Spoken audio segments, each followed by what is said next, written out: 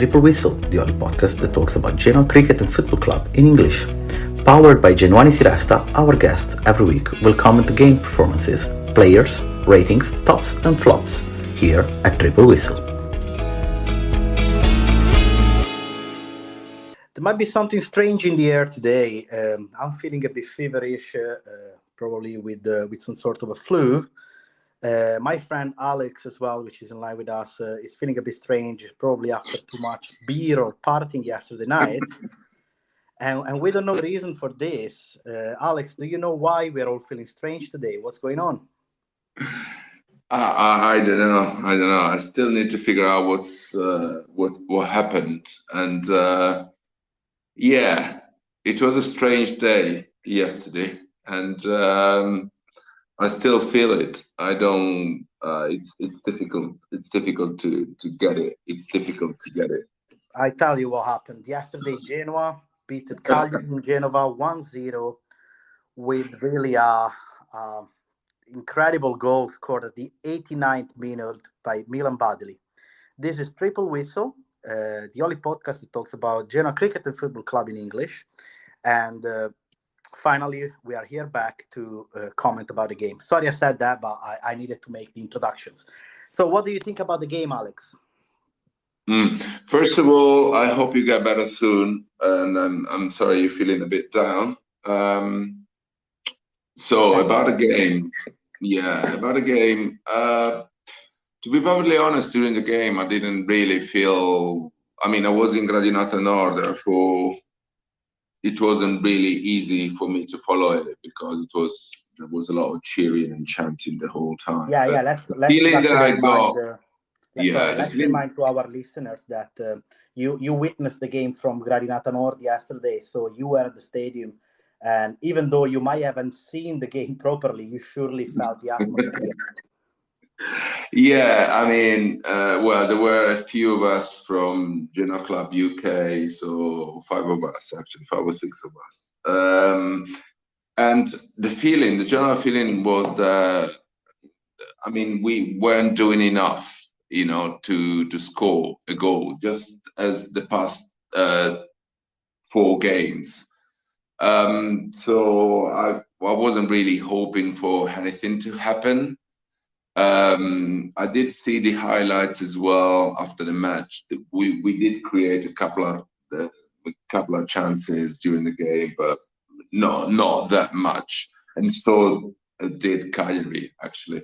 And so I wasn't really hoping for a goal, but last minute, and after that it was just too much. Oh yeah, I can imagine. It was Well, yeah, I good. have to say I've seen a really good game at the beginning played by Genoa. I was looking earlier on a bit of the stats of the game and the ball possessions, and the tackles and the chances that we created, and we pretty much dominated the game throughout the whole first half. I think the 11th of Blessing starts really well. Of course, we always have our issues, which we well know. We really struggle to be dangerous when we come closer to the box, and we struggle to score goals. I mean, we had a clear chance with a Cuban in the first half, and you can tell the player, either though he commits really hard, he can't deliver Serie A performances. I seen then a little bit of a worse second half. I don't know if you agree with that. I went since Amiri left the pitch and Blessing decided to change formation from a 4-2-3-1 to a 4-4-2, adding on Destro. I think that we lacked a bit more on possession, and Cagliari started to be a little bit dangerous. They hit a post, and they created a couple of chances that could have been avoided. And then when I think 99% of the people in the stadium and 99% of the people at home watching were set to have their hearts on a Serie B season already declared by the end of the game, we scored that incredible goal. And you tell me now, but I don't remember such a noise of happiness at the goal scored by Genoa. How was the atmosphere at the goal? Yeah, the atmosphere was great. I do agree with you about. I mean, the first half we managed it well, and Cagliari didn't have any chance. I think they were there. They were in Genoa to get a draw, and that's it, to get a point off us. In the second half, it did change, and they had a few chances. Well, obviously, 1 minute to the end of the game, we scored a goal, and it was just incredible. I mean, it was just incredible. I mean, Yeah, uh, do I remember some noise like that in the past? Uh, there were a couple of situations, I guess, in the past when we were fighting to get back to Serie B, and that's about that. I yeah, mean, that not reminds many, me. not That many reminds me a situations. lot about the sort of cheering that we witnessed with the Salernitana game in Marassi years Yeah, ago. They yeah, reminded me something like that, which is yeah, unbelievable. absolutely. But obviously now, I mean, obviously it's different because, as Badeli was saying, they are. I don't know whether it's blessing that gives them this attitude, but they are taking every game as if it was if they were in knockout stages, Yeah, like a final every game, and that's the right attitude. I think so So too. yeah, yeah. So it's Uh, like I yeah, would say, talking about the players, I know that since you were in the stands, you haven't seen the players' performance properly, as I can imagine yeah. were quite tense for the game. But I have to say, well, a part of Milan Badeli, that really, a part of the goal that he scored, played a very good game. I really Mm. like the performance of the defense. So Sturaro as a center midfielder, but then Ostigard and Bani. Defensively, the three of them, one in the midfield and two in the defense, played really, really well. Cagliari did almost nothing with the three of them on the pitch. I I liked the way Portanova committed to the game, even though I wanna add him on the flops personally, because he gives all, and the guy is really committed to the cause. But you can tell that technically he doesn't have the skills to manage the ball in the way he should be.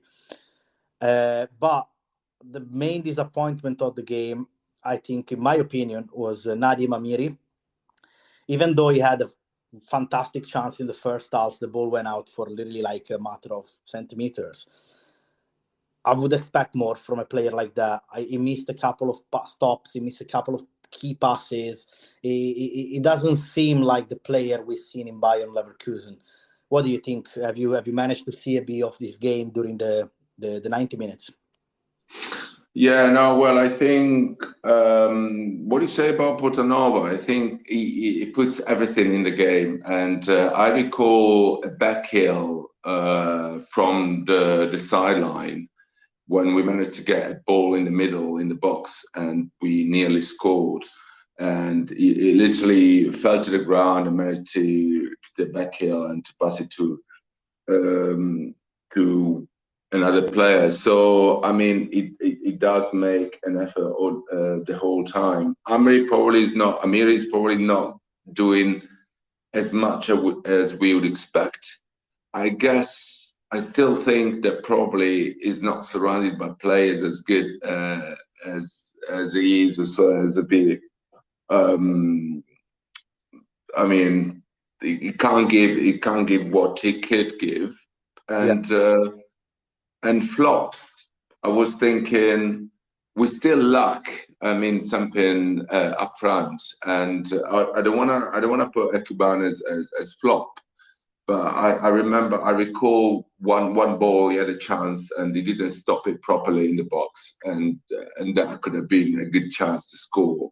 yeah, And so I don't want to really say Ekuban flop, but then again, up front is what we are lacking, where we are lacking really, and yeah, and top obviously Badali for his goal, and yeah, and good defense. Obviously, the whole team defended very well. especially the three that you mentioned. Yeah, I do agree with the analysis you did in terms of offensive game. Uh, we are all, of course, very very happy for the basically this sort of lifeline that we're keeping on with Serie A due to the goal of Milan badly.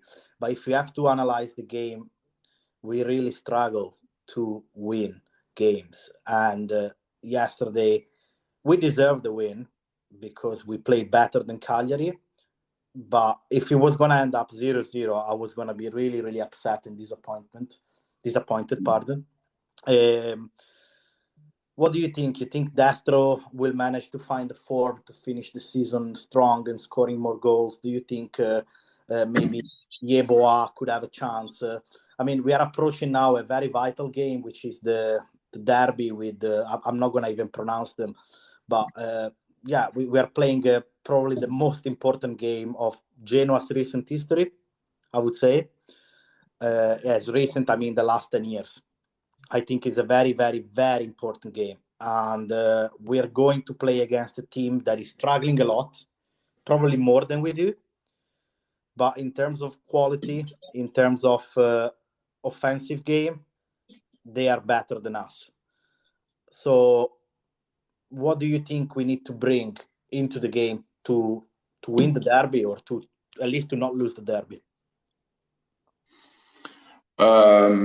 Well, first thing, I just hope that Destro or Yeboah will be able to do something for the last four games, because so far we haven't had any of them, any forward doing much to get us out of this situation. What we can do in the derby, it's really tough, because derby is usually very difficult for Genoa, because the attitude of those or the other team is always very they're always very laid back, they're chilled, and we always find it very difficult to play against them. The good thing is that we have Blessing, so I hope we won't see anything like the first game against them when Shevchenko was coaching us, Yeah. because that was a terrible game. We weren't really in it at all. So at least I get a feeling that yeah, that will be there with their mind, with their heart, and feeling it as if it was a final knockout stages, as I was saying before, and that's what we can rely on. And then, as I said at first, I just hope that Dastro or Akuban or Yeboah will be able to do something out of it. They are forwards, and they just need to, especially Yeboah and Dastro. And I They hope need they will to be able to do start something scoring about some it. goals. It's about time, Yeah, isn't it? yeah. Some opportunities, because obviously this that other team in dire straits as well now. I mean, because they didn't expect to be like that in this situation, and now obviously they're going. I wouldn't be surprised if they were happy with the draw, um, the other team, The other team. because at Yeah, the end of the day, yeah, at the end of the day, they are 5 points ahead. And if they were to draw, they would still be 5 points ahead, 3 games to go, which are tough for them. But still, it's 5 points gap. yeah. So for Genoa, really, there's, I think, to have, in order to have any hope, they do need to try and win again. Let's see. Yes, I do agree. I think I want to see a bit more of courage to try and win the game right ahead. I think what we did at the beginning of the game with Cagliari is what we need to do with the derby game, because we really started strong. We created a lot in the first 15-20 minutes, and as soon as I saw the players basically starting the game, I was like, okay, we are gonna win this game, because they really were determined to score. Then, as the time went by, I've noticed, and all of our fragilities came out. So I started to doubt my statement. Luckily, then we won. But I think that if that's the attitude, if we're gonna keep on fighting heads down, we have a chance to win the derby. I would say most importantly,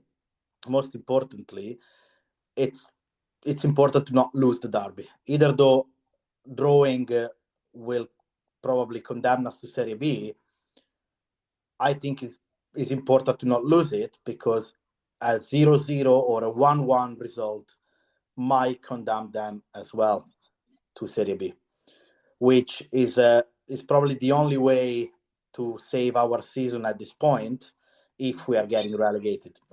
I just want to close without getting too much ahead of myself in regards of the derby. We're going to comment the derby on the next episode. But I just would like to close listening from a story about yesterday from you. What's the memory you're going to bring home from yesterday's afternoon? It's difficult. It's a whole experience, really, from the goal onwards. The atmosphere and the unity between supporters, or rather among supporters and the team, and Blessing and 777 partners. So the general feeling that we are in with a chance, and what I felt is what I will always remember. Yeah. Indeed. I can tell you, the minute I heard the screams for the goal, and I seen the goal on my TV as I was at home in Edinburgh watching the game, really, I don't know, something strange happened to me. I kind of started to feel a bit more conscious about what's going to be our future. All of a sudden, I realized that, yes, we might get relegated, but seeing the Gradinata Nord cheering for a goal in that way sort of clicked something in my head, and I'm quite positive for the future. Yeah. I would say, unless you have anything else to add in regards of Genoa-Cagliari, we can say hello to our friends and maybe comment the game back after the derby on next week. The game is going to be on Saturday at 5 o'clock UK time, 6 o'clock Italian time. Am I correct? Yeah, 5 o'clock UK time. So are you going to be in the UK, or you are? Well, that's the thing. I still need to find a flight. I'll have a look tonight. I think I'm gonna go back to the UK because I think you should stay in Genova, because you really been a kind of a jinx in the stadium. So you gotta stay in Genova and go to Gradinata Nord at the derby. The problem is that I don't feel comfortable with those people. I mean, I don't like to see those guys in front of me. Yeah, I can imagine. It's just too much. I can't stand them. That's it. That's perfect. Thank you very much, Alex. We'll talk about the derby next week. Yeah. My name was Tobia. Actually, I didn't introduce myself. I apologize with everybody. My name is Tobia. As every week we talk now, I kind of take it for granted. I'm talking to you from Edinburgh in Scotland. And we had as well Alex Pugno from the Genoa Club UK, today in Genova, but usually based in London. Forza Genoa, Alex. Come on, we can make it. Yeah, let's see. Sempre Genoa. Bye-bye. Take care. Get better soon. Bye.